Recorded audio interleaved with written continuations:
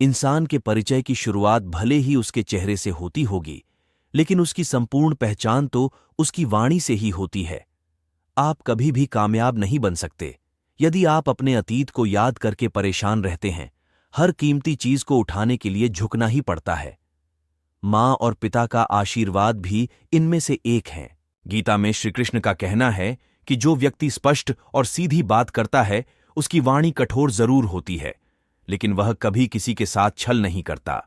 गीता में लिखा है, सोच अच्छी रखो तो लोग अपने आप अच्छे लगने लगेंगे, नियत अच्छी रखो काम अपने आप ठीक होने लगेंगे। गीता में कहा गया है, सत्य कभी दावा नहीं करता कि मैं सत्य हूं, लेकिन झूठ हमेशा दावा करता है कि सिर्फ मैं ही सत्य हूं। अच्छे इंसान में भी एक बुरी आदत है कि वो हर किसी को अच्छा समझ लेता है। श्रीमद् भागवत गीता में कहा गया है कि जीवन के ये 3 मंत्र हर किसी को याद रखने चाहिए। आनंद में किसी को वचन मत दीजिए, क्रोध में उत्तर मत दीजिए और दुख में कोई निर्णय मत लीजिए। जीवन में कई बार हम बड़ी बड़ी परेशानियों से यूं निकल जाते हैं मानो कोई साथ दे रहा हो। इसी अदृश्य शक्ति का नाम परमात्मा है।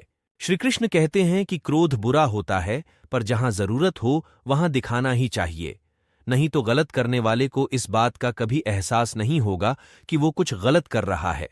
ऐसी स्थिति में वो आपके साथ हमेशा वैसा ही व्यवहार करेगा। गीता में कहा गया है, सत्य कभी दावा नहीं करता कि मैं सत्य हूं, लेकिन झूठ हमेशा दावा करता है कि सिर्फ मैं ही सत्य हूं। गीता में श्री कृष्ण कहते हैं, हमारा भाग्य हमारे ही अतीत के कर्मों का फल है। उसी तरह हम आज जो कर्म कर रहे हैं वो हमारे आने वाले कल को निर्धारित करेंगे। सारी उम्र बीत जाती है, सफलता की पोशाक कभी तैयार नहीं मिलती। इसे बनाने के लिए मेहनत का हुनर चाहिए। ईश्वर की न्याय की चक्की थोड़ी धीमी जरूर चलती है, पर पिसती बहुत बारीक है। अच्छे और सच्चे रिश्ते न तो खरीदे जा सकते हैं। ये चक्रव्यूह बनाने वाले सारे अपने ही होते हैं। बदली नहीं यह बात कल भी आज भी, और यह भी पक्का है कि फंस भी वही जाते हैं। ईश्वर हमें कभी सजा नहीं देते, हमारे कर्म ही हमें सजा देते हैं। इसलिए कर्म भी सोच समझ कर कीजिए।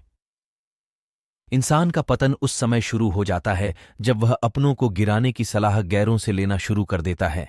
इंसान जिंदगी में गलतियां करके उतना दुखी नहीं रहता जितना कि वह बार बार उन गलतियों के बारे में सोचकर होता है।